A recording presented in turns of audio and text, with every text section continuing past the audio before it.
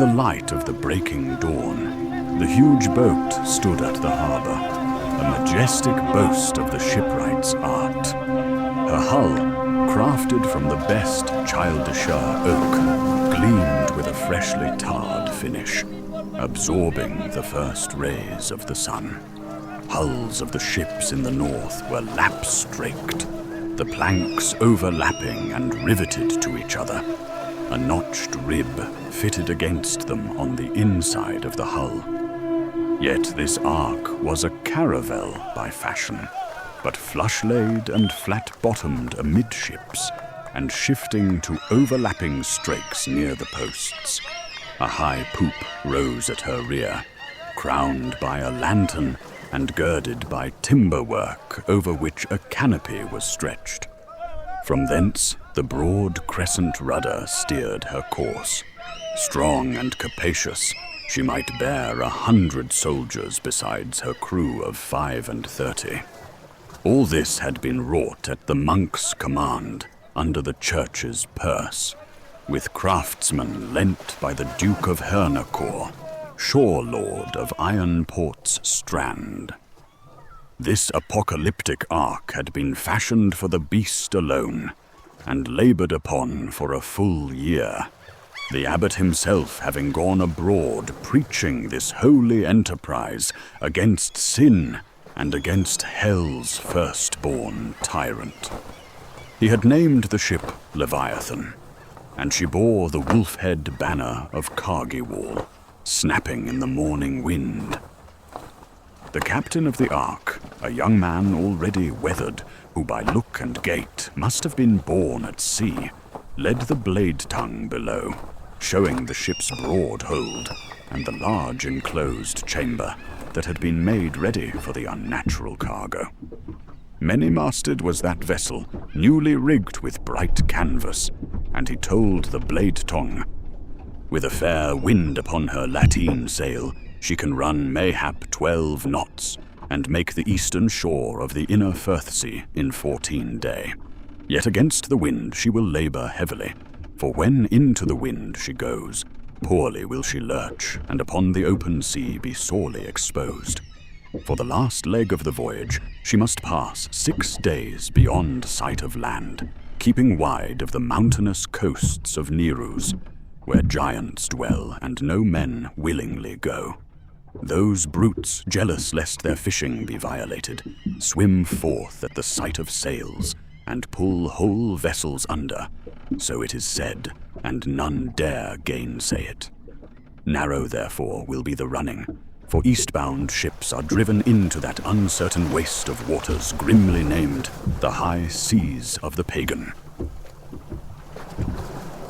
The Bladetongue's monstrous quarry, which the wagon had brought, was now to be transferred to the ark and stowed. As they heaved up the beast, the captain watched and even momentarily glanced upon the thing, when a sea breeze momentarily lifted the canvas sail that concealed her. He saw it squirm under constraint of the silvery chain Elamlanc, which held her fast to the briar. He noticed the claws, being like those of the rift lion of Goha, the body and tail that resembled some giant saurian of Orchodon's wild, and the wings leathern like the great bats of Matzi. And he saw the severed members, necks it seemed, twitching and quivering, though the bulk lay sorely stricken. He had, in his many voyages, once spotted a primitive figure of such a giant hydra. It was chiseled on a seaward cliff, homage of a fearful people, for the wandering tribes of the First Age kept memory of her in the days before the flood covered the world entire. Afterward, the captain lingered long upon the wind-beaten quay. He watched the smoke of Ironport drift low and colourless across the harbour roofs, and he marked how the bells rang but once, as if faith were lost. Then he sought out Norgons and said, "Father, I have seen lands grow weary before ruin. This place has long bore the look of a realm chastened. Men do labor long, yet sing little. Markets are busy, yet churches on Sunday stand half void. What is this shadow upon the realm? Does that creature have aught to do with it? Norgons answered not at once, but gazed seaward where the tide moved sluggishly. At times, said he at last, a people grows drunk upon its own freedoms. They cast off ancient yokes, forgetting that some burdens are mercies. Then did Onagon boil and belch, hearts hardened, the dragon shook her tail upon holy roofs. Smoke rose, darkening the world. The sun was obscured in the heaven. The moon no longer put forth her light, and the stars fell from the sky. She made the burning mountain her throne. She ruled by fear and whispering guile, and sent her monstrous servants abroad. Thus sacred lore loosens, altars grow cold, and comfort breeds a soft-hearted race, unwilling to suffer for truth. In such seasons darker angels walk openly. Only prayer and fasting stand against them, like the stern watch of our monks at the smoking cone. The captain crossed himself. "Aye," said he, "my grandsire's sire told of years when firstborn sons were offered to strange powers, not in flame, as of old, but in subtler ruin, and daughters sold into bondage for trade and vanity. He said the smoke of the burning mountain then dimmed the sun for many winters." 500, murmured Norgons. "So runs the reckoning of the elders. So is her dominion at last overthrown, her seductions diminished, her throne capsized by spring water, upwelling finally, now unplugged from beneath Mount Onhegrin, gushing freely to irrigate the land again. For now the perpetual pollution of rusty cloud and obscuring of dust falls away. Green forest and waters, healthy and right order will be restored, and light in blue sky, and true authority soon to be renewed." A gust of wind came down the harbor and set the ship's banners snapping like whips. "Nay," the priest continued, "chastisement is not the end of the story. The same hand that permits the scourge appoints also the hour of lifting. When eyes grow weary of false lights, men begin again to seek the true dawn." He laid his palm upon the ship's black hull. "Therefore is this voyage laid upon us, not for glory nor gold, but that something venomous, like a wicked angel long enthroned upon the earth, be cast down into the abyss prepared for it. Tell but scant details concerning it, for it is perilous even to name her. Know only this, she is a dragon more ancient than dragons, the mother of that dread brood. Even the heathen of old, who knew not Christ, feared her malice and her cunning deceit, whereby lawful souls were drawn to ruin." Then the captain bowed his head. "Of these matters little shall I speak to my crew," he said, "for sailors fear storms they can see, but this storm doth stir in the soul." "Wisely taken," replied Norgons, "for even now she stirs below us, and her whispering is more perilous than her flashing fire. That is why there stand with us these guardian monks." So he spoke, and the captain went bid farewell to his kin, and for his last hour with his lady wife, a woman with her hair tightly braided, deft in the governance of port affairs. She might not sail with him, for mariners are ruled by ancient fears, and suffer no breach of custom, nor would they endure a woman aboard, not even the Grand Duchess herself. For the sea, they say, is a jealous mistress, and will not share her domain. He embraced his wife long and earnestly, and placed into her hand coin and sealed letters of his testament, being loath to part from her, who for already year of new marriage had been his comfort and joy. Now he made provision that his line should not fail, for strange rumors had reached him touching this voyage. How rarely such a passage was made, and how perilous the monk's charge appeared, and men questioning why a vessel must be built as an apocalyptic ark, and what eldritch burden would be stowed within her hold, and why the Duke himself had laid command upon him, best of mariners, and that should he fail, all will be lost. Thus troubled and doubting, he sought out again Norgons, who stood upon the quay, pacing and passing in and out of prayer, and drawing him aside, spoke plainly. "Father, please consider, however shall we restrain her if somehow this unholy beast is loosed from her bonds? Good captain, in our time only the power of the man-god might prevail against her, as the Bladetongue has learned. And now, in this age wherein Christ reigns, his heavenly might has subdued her, not slain, but leashed and bound. 6 heads tumbled off when the monk Jared produced from his habit a sacred sign, and our champion Urius, the son of Jarlath, lopped off the 7th capital with the famous edge of his dooming bronze, the orichalcum of his ancestors. Therefore have faith, for this be the most important task of thy life entire.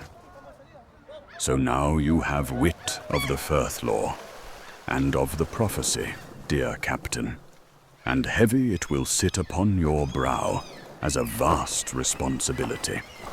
Safeguard this cargo, and bring it to the destination, as the future of all the world is wagered on it, and allow nothing to delay you, for she is a Hydra, and her heads must grow back, and soon she will recover her full power. Let us to Abaddon's mountain sail quickly, and rid the world of her, casting her into Tartarus's abysmal prison, where the other titans are forever constrained. Hear me.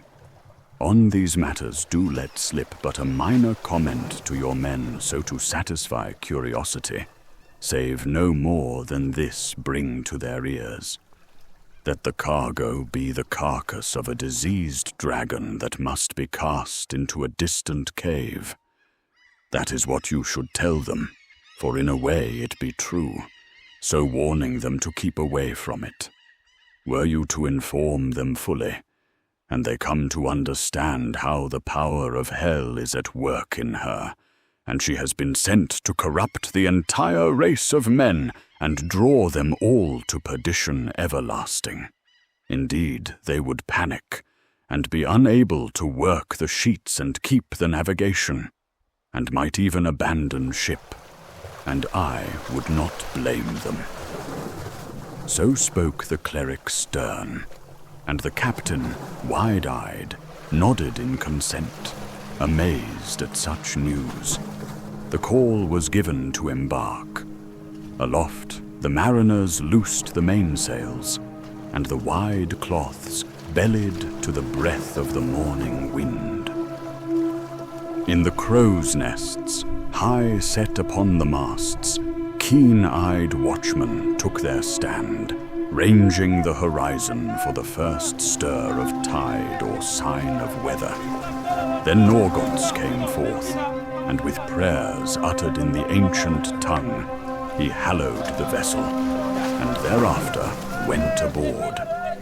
All the haven was alive with preparation. The creaking of lines tightening, the wash of waves against the hull, the cries of seabirds wheeling overhead, the salt sea air. Merchants and townsfolk thronged the strand, lifting hands in farewell and calling blessings for the voyage. Children clung to their mothers' skirts, wide-eyed with wonder at the great ship, that dread ark of destiny, soon to slip beyond the sight of land. At the harbour master's nod, the great ship stood ready. The shorings were released, and the ship withdrew from her cradle. The sails were unfurled. Then immediately the wind, as though summoned by power unseen, filled them all. The helmsman set his hand firm upon the tiller and brought the prow about toward the sea, and the ship lurched forward, cutting the water cleanly and with graceful advance. She passed the shelter of the harbour and entered the wide bosom of the sea. A cheer rose from the crew. The captain lifted his hand, and silence fell. His voice carried full and steady across the deck.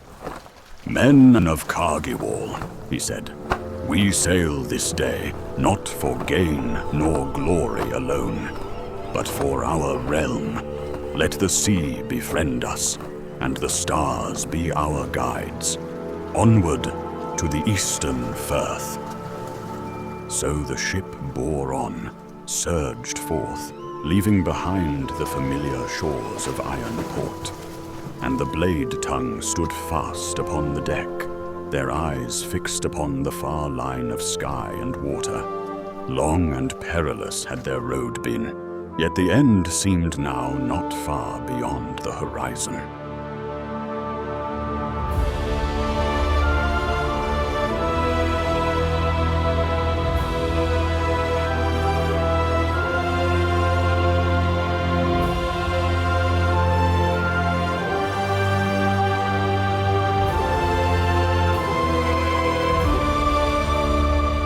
Their passage across the Goldendal Sea was at the first untroubled. The ship ran swift across calm waters, and all were in good heart, most of all the crew, who knew nothing of the dread burden stowed beneath their feet in the ship's belly. As for the Bladetongue, though sorrow often rose in them for Gulathar, for Rohorst, and for Kayet, lost by cunning deceit, yet hope upheld them, hope of a world delivered from Vorthragna's tyranny and false enchantments. Their minds lay quiet, like the sea itself beneath a fair sky. Yet that calm was treacherous and would not endure. Even upon the gentle Goldendal, trouble was brewing, for there arose a whispering of dread.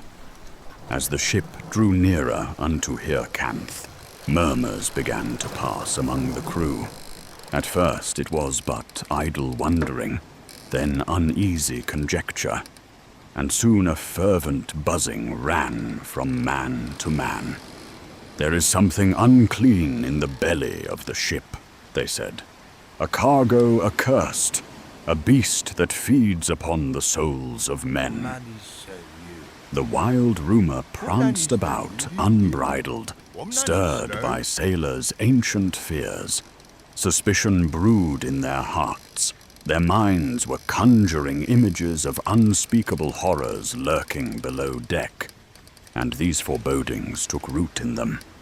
The Bladetongue, perceiving the swelling unrest, gathered apart in the high-towered cabin of the Ark, and held council together. "How came they by this knowledge?" growled Urias, clenching his fists. "We've kept tightly guarded lips against this secret." Belderok shook his head. "Sailors need little proof. A sound half heard a glance ill-timed, and the rest their fear supplies. Norgaunt spoke then, measured and grave. It matters not how the truth leaked forth. I warned the captain to keep silence, and he has done so. But the milk is spilled. What presses now is to still this disorder ere it ripen into mutiny. Delay we cannot suffer. Already the heads knit anew. Parry Lothran nodded. Then someone must speak plainly to them, turn their fear to purpose, and persuade them. They must know the weight of this work, and the part they bear in it. It should be divulged to them. Truth, though hard, binds firmer than concealment. Even as they spoke, the unrest reached its height. The crew, emboldened by number, gathered upon the deck and pressed toward the captain. They bore no weapons, but rather demands. Their spokesman, a grizzled and slouching veteran named Murhawk, spoke for them. "Captain, we're all harboring some misgivings, hard doubt about this sail," said he. "Has the crew now come just shy the truth? There's something unnatural going on. We can be put off no longer. Strange sounds we have heard, and felt evil radiating from the cargo hold. 'Tis something dreadful abiding below, is there not? Worse than anything I wager. Monks and priests patrol this grand ship, where they have no visible enemy or commonplace, nor when asked will they name their purpose.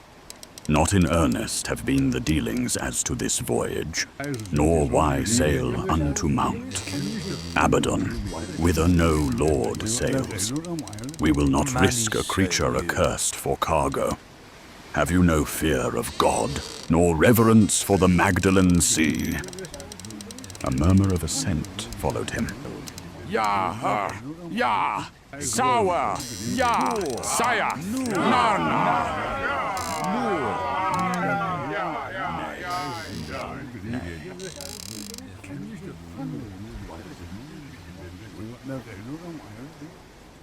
The captain strove to keep order. "Men," he said, "this mission is of high import. You are well paid." "Spare us the common salves," Murhawk broke in. "By God's law, we may not hazard our souls in some secretive religious endeavor. Tell us more, for we are loyal and would not press our own lords in fear, or have the wind change against us, and the ship somehow turn about and sail otherwise." Then Parry Lothran stepped forth, mounting the quarterdeck. He raised his small arms. His small stature belied the gravity of his voice, which rang clear and prevalent over the grumbling. "Men of Kargiwall, hear me!" Silence then fell over them. "I hear your suspicion, and I fear your wrath. Yet hear this. We face a task that could deliver all the realms from descending into darkness universal." He paused, letting his words sink in before continuing. "It is true. There lies below a primordial evil, a beast of ancient malice. Yet she is bound and made fast, powerless to harm you, so long as you make not parley with her. We bear her to Mount Abaddon, there to be cast into the abyss, and never again to molest the realms of men." He lifted his gaze over them. "Think you of all the evil you have seen transpire in the world, things dire indeed. Huge wars one after another, foul sorceries, entire nations laid waste, secret cults in your cities, corruption and factions, the churches empty, disbelief in heaven and the help of God. These are not born of human folly alone. They are the special interest of the thing below deck, the husbandry of the metaphysical beast under your feet. End her reign, and many things long obscured to you will be revealed, and you will be glad in it, your fame sung in the mead halls of Ulthor. 500 years she has vexed even your own homeland, defrauding you of light and plenty in exchange for the cheap glamour of sin. Therefore trust this priest instead. Could Thas be true, said? I hear him, though, before. Murhawk scoffed. What talk is this, Perry of Lothran home? We already heard from the priest, ever soliciting us and our families, suing for greater weight of coin, which we must consent to give. Like him, you call us to purpose elevated, your speech all high and finely wrought, well polished and prepared, yet not to be trusted. Murhawk had purposely countered only for gainsay, and it was obvious to all. He murmured, Murhawk talking too much, nah. He not be thinking right. Perry's speech, well chosen, held enough undecorous gravity that it resonated with their sentiment of duty. He did not get distracted and address the claims of Murhawk, but ignoring, continued with the points he had in mind. When a realm stands in peril, counsel cannot be sought from all. It's true that we Bladetongue were not forthright with you, and for this measure we will make it up to you by leaving nothing out. We thought it wisdom to be silent because spiritual things are beyond the sight of most. So we expected cowardice where courage was required. We misjudged you, for see how boldly you stand now, fists bare against steel, demanding the whole truth. He gestured to them. Think on your homes and kin. If we fail, if we turn back for fear, all that you love is left to the dominion of hell. And though you reach shore again, shame will follow you all your days. In the faces of the sailors, doubt and fear gave way to glimmers of hope. Perry spoke of how the good priest Norgaunt's protects souls, like for all the Bladetongue. In the dragon's lair within Mount Onhegrin, he named many illusions and snares with mind-bending traps.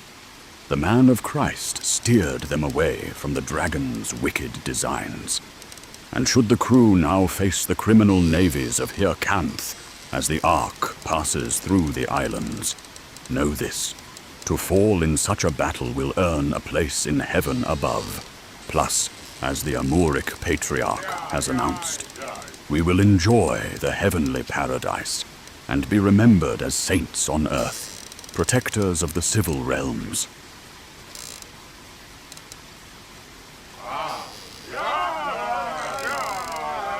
We may win sainthood this very day, cried one of the crew. Let us haul up the thing and cast it into the dark sea. It remains bound, and if it drowns not, the sharks shall rend it, as they do a writhing squid.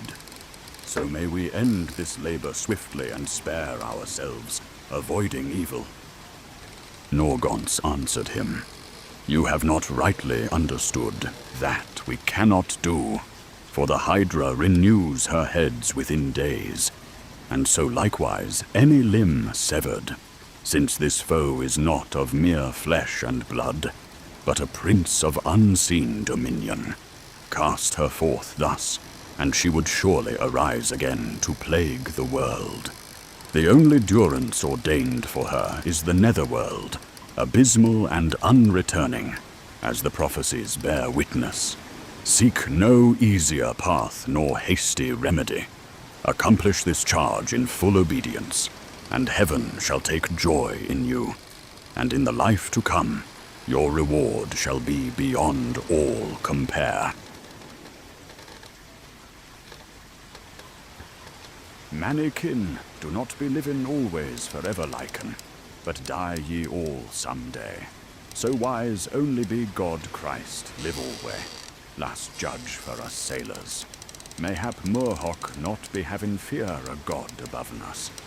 Murhawk be not have no wise talk like them battle lords and priest. You talk of heaven as if you intend us all to go there. Soon enough, priest. But someone stopped him and said, Be silent, Murhawk, as thou art a barking dog. 'Tis evidentiary enough. The crew liked not Murhawk's words, which went awry, and were thought unworthy and faithless, and he spoke no more. Murmurs changed to hopeful tones. The fear ebbed away. Sacred resolve took root. Perry's speech had struck a chord, rekindling their courage and the fire of duty. One sailor pointed at him. Look, yeoman, the sea angel's gaze is in him. I have not seen such stare since Duke Icon sailed the ship Valaria. Thus was accord restored. Even Murhawk admitted his words were rash. With the crew's relief and so happy a resolution, the Ark pressed on across Goldendol's churning deep. The Bladetongue remained watchful. On their shoulders rested the good of the realms. Soon were the shadowy shores of the Hyrcanthine Isthmus, and beyond them, the high seas of the pagan. But the hearts of the crew were hopeful in their endeavor to finally vanquish an ancient darkness. They were united in will, all save one. As the ship drew on along the narrow reach of Hyrcanth, they threaded the isthmus by a salt marsh stretching nigh 16 leagues from east to west. At evenfall, the passage was made, for ships took that way only under cover of dusk, lest they be marked from land by the Hyrcanthine necromancers, who kept their towers upon the shore. Though their undead hosts hate the sun and march by night, yet they rise only in the moon's darkened phase. All lanterns on ship were quenched. The ship glided quietly through the marsh under pale moonlight, borne upon a mild and favoring wind, for the captain knew well the channel. Unease lay heavy upon the crew. Many had crossed that passage in former years, and without fear. Yet this time they had dread by thought of what lay bound below in the hold. And not only was Hyrcanth a place where they had heard of the accursed dead serving wicked sorcerers, but they thought of the following day, the high seas of the pagan, known to have swallowed countless vessels and yielded none again. At the prow Norgaunt's stood in stillness, gazing toward the darkened way, and there he knelt with the beads, calling upon the power of heaven. Urias also kept watch, keen-eyed and silent, ranging the horizon. Belderoch, wary by nature, paced the deck, feeling a disturbance in the air as one schooled in subtle arts. Perry Lothran busied himself with cordage and gear, setting all in readiness against sudden peril. Damis the bowman leaned upon the rail and nursed a divided heart. In him was a tumult of many thoughts, the persistent return of mind to the treasure hoard glimpsed in Mount Onhegrin, the sting of lost gain, the craving to have what other men have, the evil presence of the thing imprisoned below, the zeal, so it seemed, of Norgaunt's verging upon madness, and the weight of the Bladetongue vow. All these strove within him fiercely. The ship quietly slipped from the marshes and entered a broad estuary, running eastward to the open sea into a wide, flowing estuary that where breakers sounded upon the shore. They had passed a perilous way without grounding or ghostly assault. Then Norgaunt came to Damis and spoke gently. "Ho, Damis, how goes it? Fares your spirit not well? You look downward cast. Art thou yet one with us? To be a Bladetongue requires battle within as well as without. A man's make will show by his deeds regardless. I am glad you are here." Damis answered slowly. "I weigh the sensibility of this voyage, Father. Shall men grow righteous merely because the many-headed beast is chained and locked away? Do the scriptures anywhere charge her with the sins of Israel? Men out of the darkness of their own hearts bring about the evil day. All the devil needs do is offer a bit of encouragement. Therefore a man should not strive to mend the world, but govern his own life alone, so as not to burden others in his age. Life is a survival enough without abysses and monsters. Brother, said Norgons, be at peace. None condemn you for such thoughts, yet know this. But know that this fight is something that you were made for. God fashioned you for more than mere survival. But victory, by his grace, men may contend with darkness. Not only the kind that brings misery to whole nations, but also that which lurks within. Trust in the good Lord, and he will fight for you. There will be shouts of joy and victory in the tents of the just. That hope I cannot compass. A heaviness lingers in me that admits no renewal or revelation, no fierce love to be worked. I have accepted what I am. I have fulfilled what I promised as a Bladetongue, as I see it. And now I must turn to other matters. I am a mercenary soldier. Then you are no longer with us, said Norgons. That grieves me. A mercenary cannot stand long among brethren. Do then what remains needful to set your affairs in order, and make haste, for the hour wanes. But the Bladetongue shall serve the Lord. The stern chastening of the priest ran deep in him. Inwardly, Damis made resolve to at least accept whatever duty he was called to next, and perhaps allow the higher purpose not be forsaken. At that moment, a cry rang sharp from aloft. Galleys upon the horizon! Warships bear down upon us! From behind an arm of land to the north, dark, hulking shapes emerge. 2 war galleys bear down under full sail, their shadowed canvas drawing fast upon the Leviathan. Their banners streamed forth, and were known at once. The emblem of Prince Sinistox, a black worm coiled, snapping in the baneful wind, and the other flew a skull entwined with serpents, the ghastly visage of the undead overlord, Warkunda Bale Crown. Norgons rose from his prayers, alarm in his eyes. He muttered to himself, Dock spies in Ironport no doubt have made known this sail to our enemies. The prince has discovered our purpose, and has called upon his ally, the Queen of Hyrcanth, and her unholy warlord.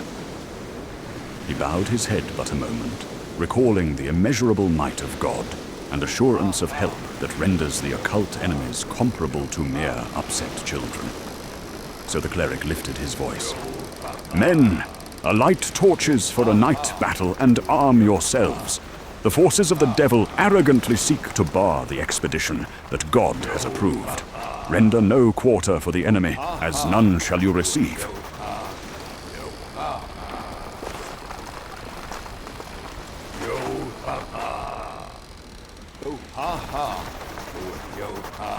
On the decks of the foremost war galley stood Bale Crown, a man whose hatred animated him even beyond the terrestrial span allotted to mortals.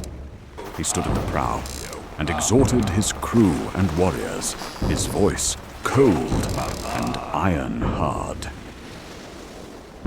He gave his marine warriors this speech, crying out, Thralls of hell, you enjoyed the good things of the earth while you lived, and shared nothing with those who were in hardship.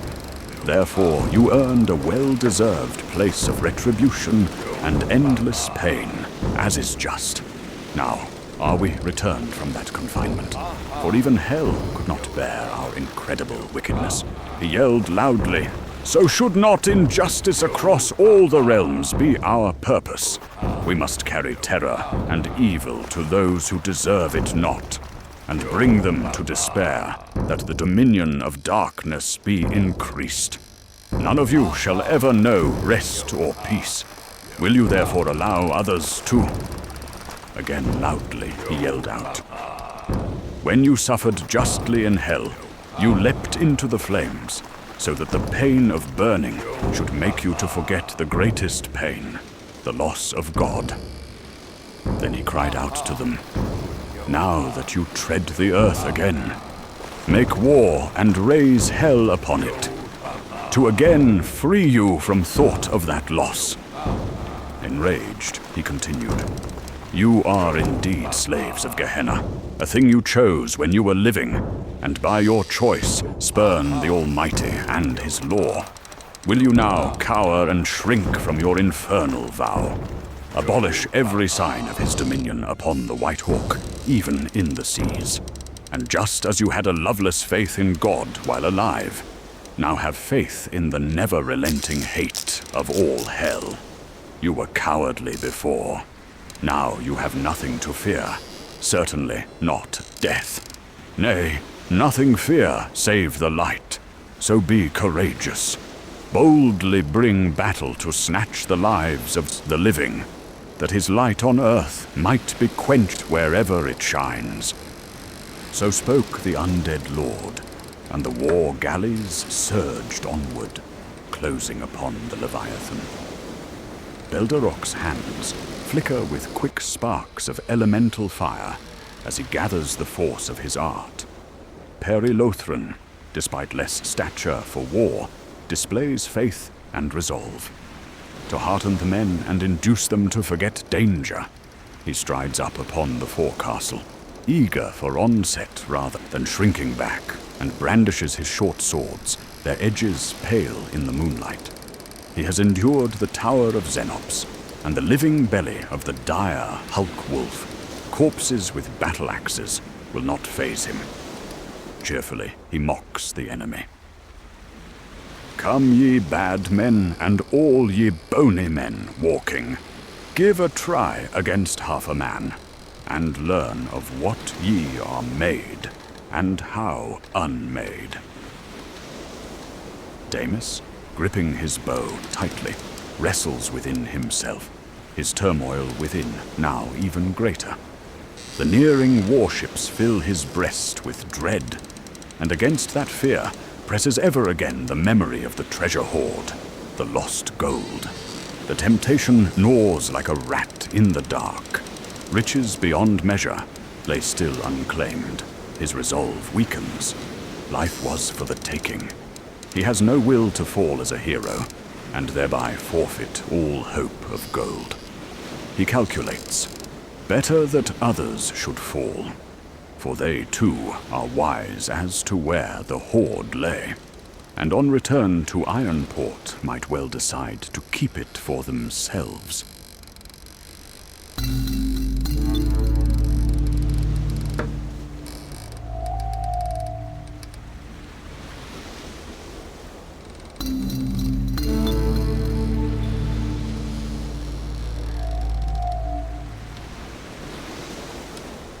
The sea heaves as the enemy fleet draws on. Sinistox is now clad in the full draconian plate mail, and his worm lords have the chainmail with red and black leathers, the gloves and shields and corslets wrought for slaughter. They brandish their weapons in hunger for blood.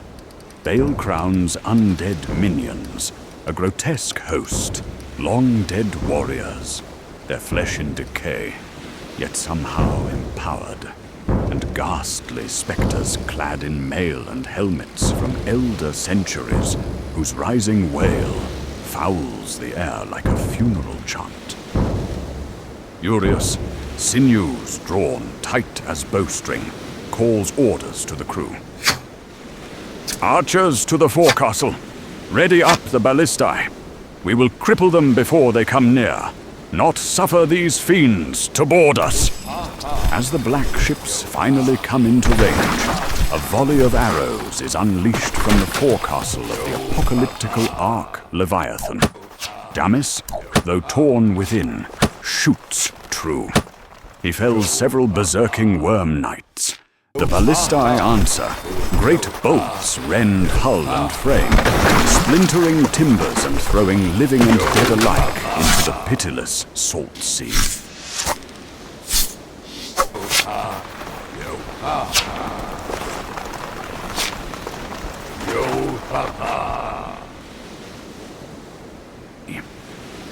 Even so, the enemy ships at last pull up beside the Ark, diminutive in size compared to the Ark, but no less dangerous.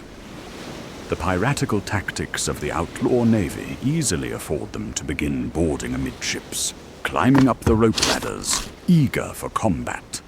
Boarding hooks bite into rail and rigging. Hand meets hand in sudden fury. Furious, unflinching like a boar, seizes a rope from the mast and swings himself, landing upon the enemy deck below. Better to board rather than be boarded. There he smites down challengers on every side, his barbaric locks flying. In his right hand the heirloom bronze, and in his left a hand axe, best for cleaving armor and bone with equal ease.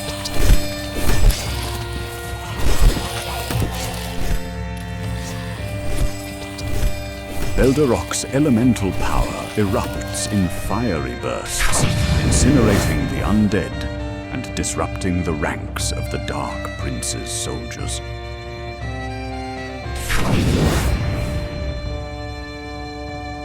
Perilothran vanishes for a moment, then bursts forth again from the hold, astride the great wolf whom he befriended.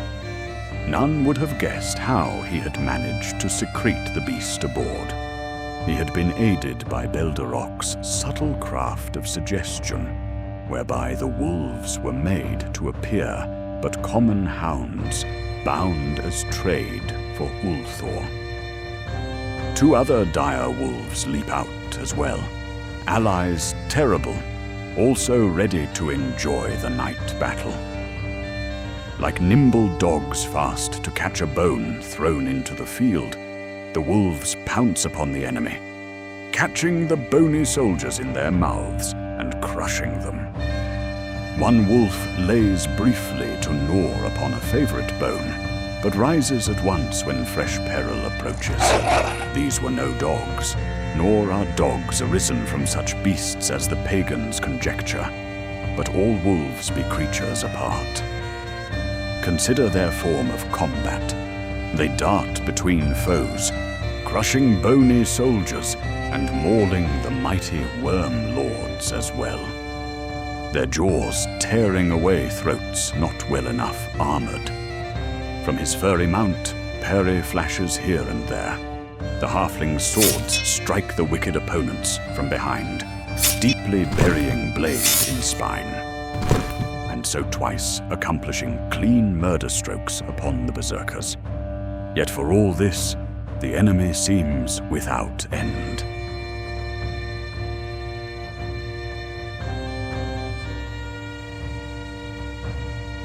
Norgauntz raises the Holy Cross and makes prayer, calling upon heaven to withstand the foe. From the sacred sign issues forth waves of sanctified might, and many of the undead are stunned, retreating in dread. The cross is heavy, one of the ancient relics, and when he raises it high, the accursed dead are sore vexed by it, and fight without vigor. Yet whenever his arms sink, wearied by the weight, lowering the cross, strength returns again to the enemy host. Thus through the length of the battle, he bears the burden of the rood, lifting it high without ceasing. And when pain is unbearable, and his strength fails him, two men are close and uphold the priest's arms, lest the cross should fall and the tide be lost. The 12 monks do also pray, but add battle work to their prayer. With staff and fist they break the risen ranks, and by the Lord's might drive back spectre and worm-lord alike. Not one of those hearty brothers fall that night, though they fight where the press was thickest, for they were steadfast in the Lord. how Prince Sinistox came face to face with Damis, and what of dark workings transpired. The baneful prince, spying his moment, slipped below deck, seeking the cargo hold to find and loose Vorthragna, whom he named his goddess. Yet it was middle night, and most lanterns had been quenched, and the ark was vast beyond reckoning. Thwarted by darkness and by haste, he turns again to find the portal and regain the battle above. Then, in a narrow passage, he halts, for before him stands a man in shadow, bow bent and arrow nocked, intent to end him with a single well-aimed shaft. Prince Sinistox, Grand Worm Lord, his draconian plate faintly gleaming, regards him and smiles. "Thou art Damis," he says softly, "and in thy soul be a discord marvelous." Damis's breath catches. He lowers his loaded bow.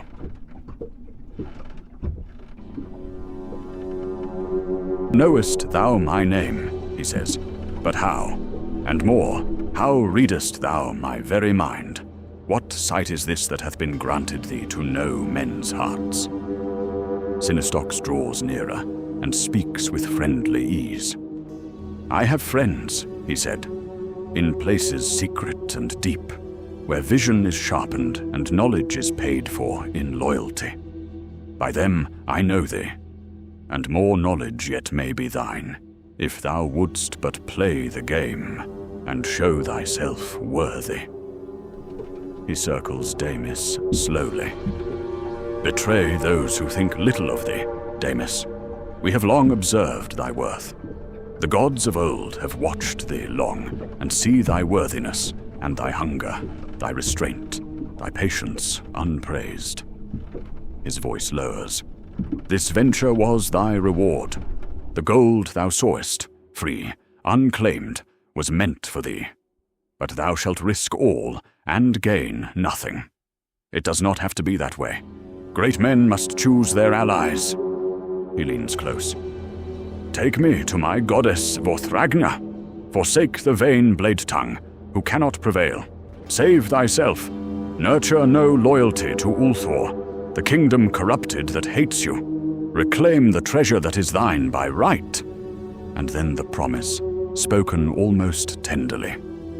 "Nay, but we drink the nectar of the gods. Choose us and live. Cleave to them and share their doom." Damis stands long in silence. Then he falters, the gold waiting, the years spent fruitless, the lost chance. All these matters rose before him at once, and in that moment, he does make his ultimate choice. Without a word, he turns and leads Sinistox through the dark passages of the Ark, until they come to the great central hold. There he sets his hand to the cords, and together they loose the bindings and the blessed chain of Elemlanc that has served as inextricable bonds, holding the beast in thrall.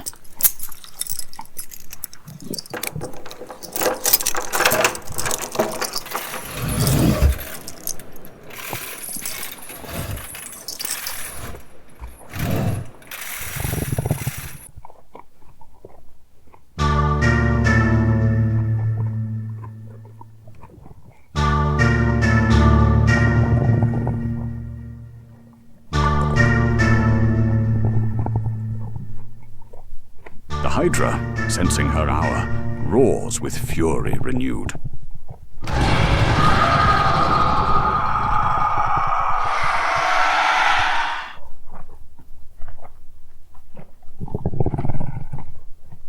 Above on deck, Norgaunt's, in the pain of relentless prayer for victory, hears the cry. He lifts his head. He speaks, low and steady, as to himself. Yet many hear him. "Now is the hour of darkness come. Damis," he says, "thou hast done the thing I would not let myself suspect you could. May God have mercy upon us all. Vorthragnar's heads, now wholly regenerated, burst the sacred bindings and tear free. The beast unfurls her vast wings and leaps through the shattered deck hatch, launching into air, blotting the moon as she rises.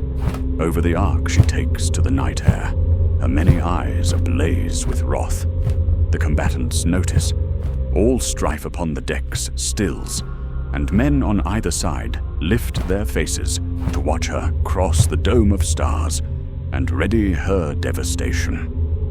For a breath of time, the world itself seems stopped. The many heads cry out menacingly from above.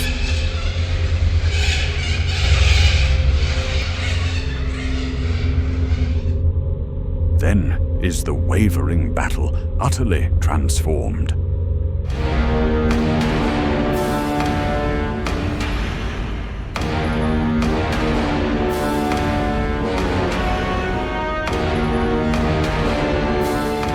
On the aft she perches and spits her flashing fire, which bounces about and hisses, scorching the deck of the Leviathan, slaying many outright without distinction, and reducing the two dire wolves to fire and ash. She again alights into the air, causing the great vessel to sway beneath the buffeting of her wings, the sails filling awry as she circles above, raining bolts of ruin down upon friend and foe alike. Urius, unbroken, intercepts Prince Sinistoc's returning up from the hold. Steel rings out as the prince's sword, Elmethodon, clashes with the orichalcum blade of Yarlith's son. Sparks fly thick. The Bannerlord's cruel art presses Urius sore. For though the barbarian's smiting was mighty, the prince's precision was sharp and merciless. Long they strove, blow for blow, until the press of mayhem tore them apart, each rushing away to lend arm for their comrades beset. Belderrock then loosed the full fury of his craft, hurling a storm of radiant force against War-Kunda Vale Crown. It avails little. The undead admiral, his face wasted, his nose long rotted away, grins with dreadful delight, fed by the bloodshed. Answering with nameless necromancy, he smites down Belderrock, and then seizes him while yet dazed, and impales him full with lance before the eyes of all. The blood in streams he directs upon the fallen skeleton warriors, and by that blasphemy raises them again to war. Then a horror beyond speech. He deprives the corpse of the head and ties it onto his belt.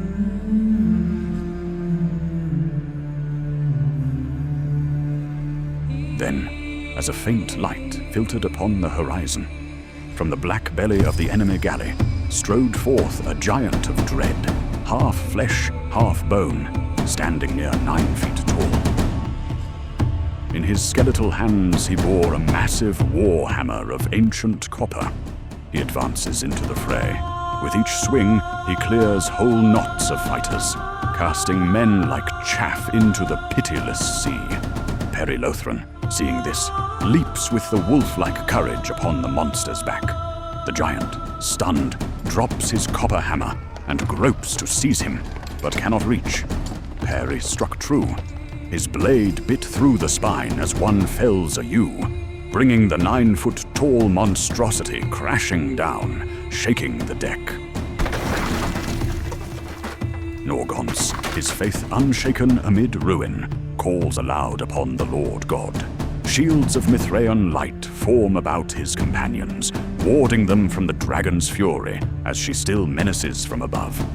And then befell the final demise of the poor soul Damis. Amidst the chaos of unchecked battle, Damis found himself alone, confronted by Vorthragnar. The dragon's heads lean near and speak in a haunting, unified voice. "Fool of earth, thou thinkest gold shall gladden thee. I read the pattern of thy sin. Want and wandering await thee. Never shalt thou lay filthy human hand upon my hoard. Forsaken shalt thou roam until thy end. Damis does not doubt the dragon's doomsay. He never did study doctrine, and so mistook Vorthragna, a mere demoness, for a demigod with some angelic art of visioning the future. Shame of loss overwhelms him.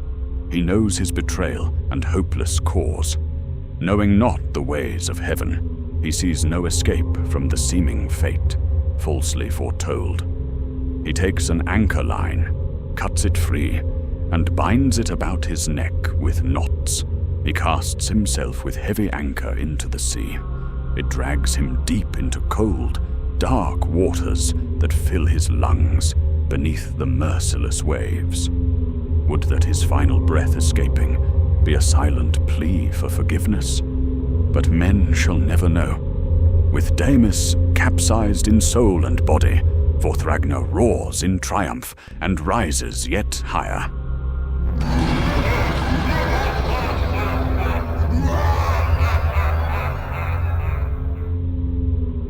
On rages the battle, with the dawn's golden shafts upon the dark sea, and with Norgonce's steadfast prayer, the Bladetongue drive back the hosts of Sinistox and Bale Crown.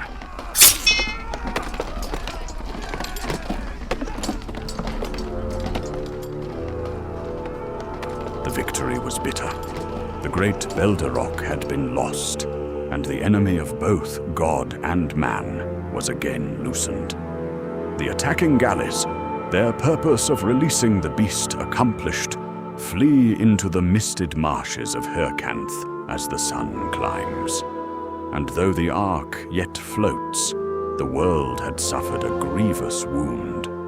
The good crew of the vessel, battered and sore spent, in triumph raised a hurrah at the flight of the foe.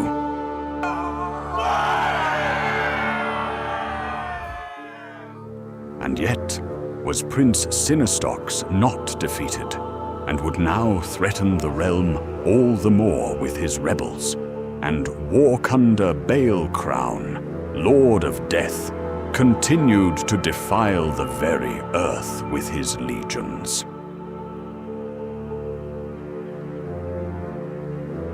Yet when they searched about deck to number the fallen, cut short was their joy, for they discovered the captain upon the quarterdeck slain. Fiercely he had fought, though not trained for war, and Murhawk, the veteran beside him, lay, having fought at his shoulder in defence of him, hewing down many, even to the end, tooth and nail. This, men said afterward, Murhawk deemed his better end, for he sought to atone for the wrong of murmuring and of stirring mutiny among the crew. By this penance he slew 10 worm-lords before they dragged him down, as jackals pull a great wilder beast to earth. Then did those same jackals fall upon the captain, and dispatch him likewise. Meanwhile, Vorthragna, now unbound, wheeled aloft beneath the stars, circling above the world, her many eyes burning with malevolent delight. She turned southward at first, but soon was other-minded. Encouraged by her brilliant success with Damis, and now like one who cannot cease from gambling at dice, she wanted to take another try. Who could be her next victim, she asked. She wheeled again and glided silently to the Leviathan, and perched right on her mizzen-mast behind Urius as he rested. When she comes in the day, she may cloak herself unseen, and cannot easily be detected by sleepers. This is because foremost does she prefer to corrupt the eternal souls of men, diminishing their character, rather than attack with outright physical destruction. In this way she performs her vassalage to the devil. A righteous soul murdered by the Hydra would be of no interest to hell. In fact, it would be counted as nothing. Only souls guilty of serious sin may the devil claim. So Vorthragna is constrained, above all, to corrupt men inwardly with her magical illusions. She may only kill when she is in great danger, or if truth is widely preached. Otherwise, she is limited to maiming men, which is what she did to Rohorst.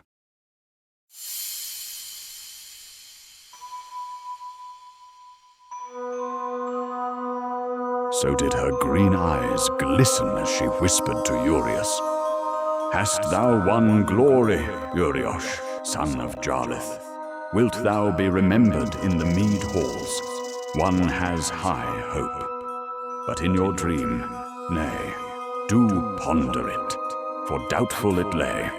Thou art champion, yet no leader. Norgons alone shall be praised for wisdom and command, a brilliant decision-maker and steadfast. A true champion he, no sword-swinging grunt. And thou shalt be listed unnamed barbaric footman. 'Tis truly foreseen by the angels above, and approved. Unless, of course, some quiet doom attend that priest. Lost at sea, said to have self-condemned, ashamed of defeat. Some other must then be named hero by the bards. And if it be you, no Bladetongue will blame you. But may thou never do such a deed, O slayer of men. Yet it was by his barbarian instinct, still pure, still keen and untouched from the influence of cities, which are ancient and wicked as the creature herself. For being all the more made sensitive against the unnatural, he knew her machination at once. Norgons forewarned the Bladetongue to expect her return, that she would be inserting discord into their minds.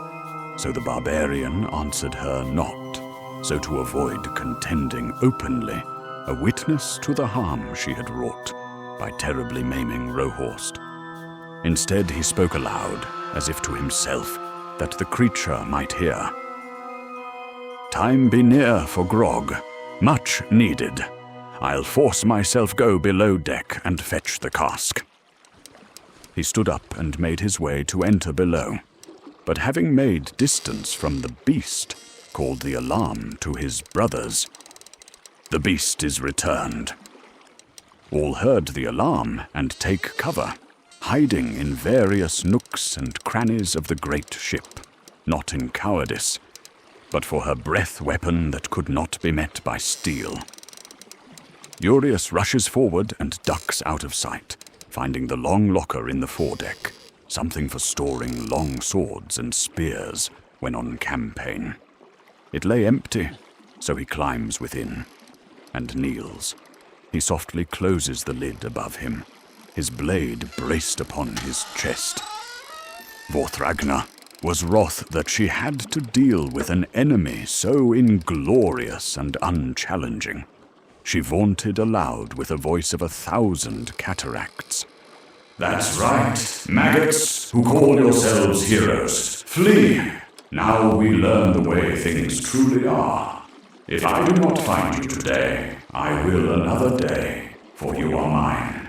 But now come, I will sniff out Uriosh, the son of Jarlith, and put him to death, for he has been jealous of his oath brother Norgons, and therefore his soul will at once plummet to hell. She immediately got down on all fours, like the dog that she is, and began sniffing around the deck to find her prey.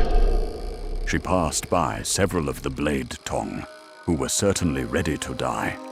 She spoke their names, calling to them, promising outrageous wealth, famous honor, and intense pleasure if they just befriend her and forget the rigid rule of sacred law and heavenly destiny.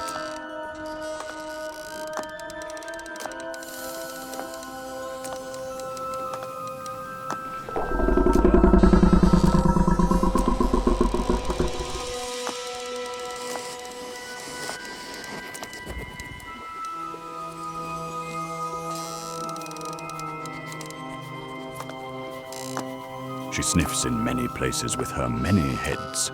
The long talons click and clack on the wood deck beams as she creeps along, sniffing and searching.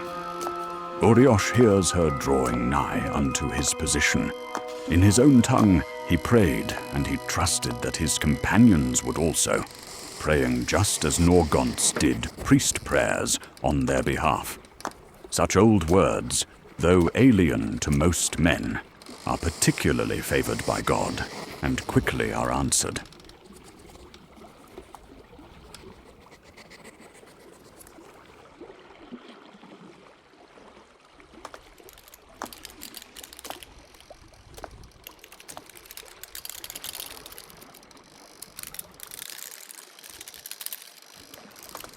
Then the scaly belly of the beast Vorthragna passes over his position.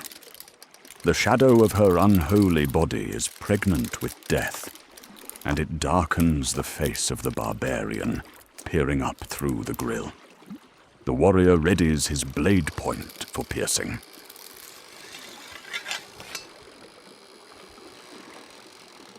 There now passes along the sore spot as well, the place where Mithrohan had struck, a scale fallen away. Upon the instant, Urius thrusts his sword upward with stern force, driving his blade deep through the unarmored flesh. The vessel burst. At once he withdrew the blade from the beast's belly, and yet a second time he pierces, in the same spot, and leaves the blade there. So it was that with an ancestral blade, he pierced the artery of the beast, trusting in the prayer of his companions.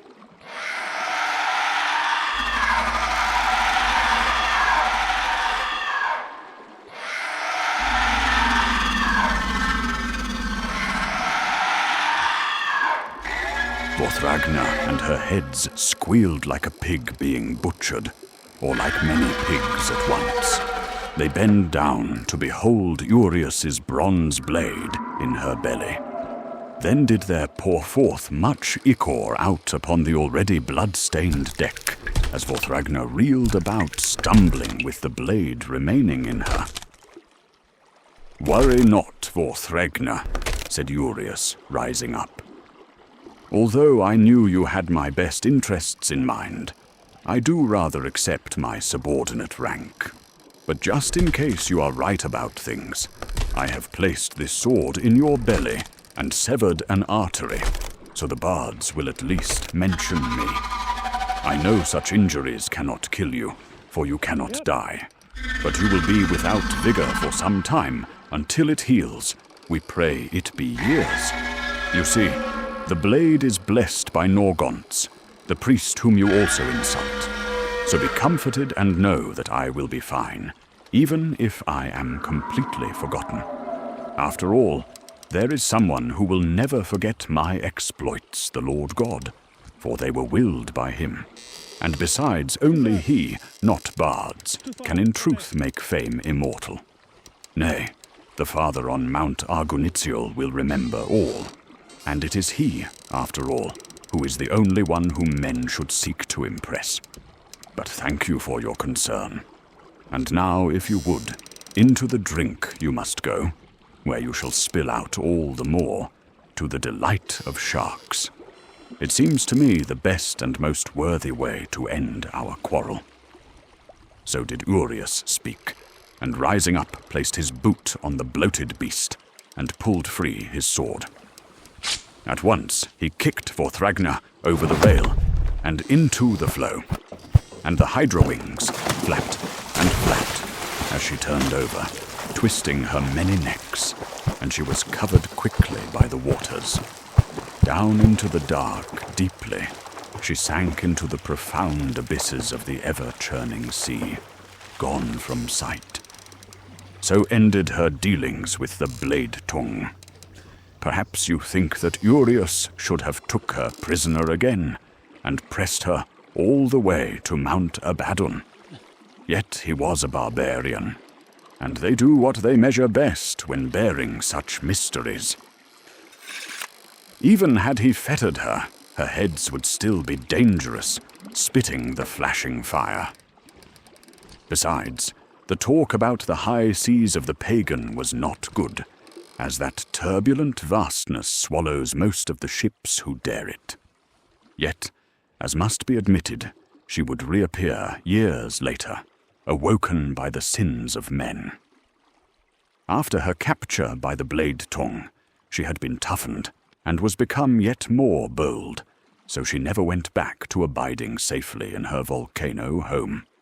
With renewed confidence, she decided to endlessly flit about the world in shadow, designing her magical chambers in every place, a metaphysical beast tempting souls unto ruin, even until Christ's return. Overall, the forces of hell had the better in the night battle at sea. Many good men were dead. The sad memory of it would never cease to haunt the oath-sworn adventurers.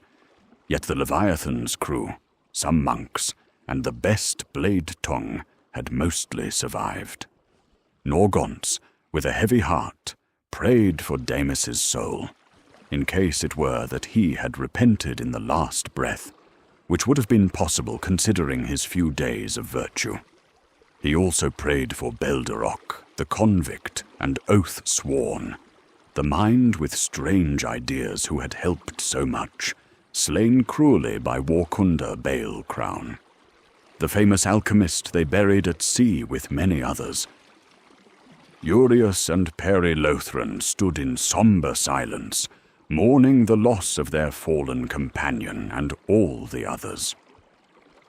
Upon the high seas of the pagan, for some hours the ship lingered, casting about to recover such men as had fallen overboard. And when noon was come, and no more were found, she turned her prow and made for Ulthor.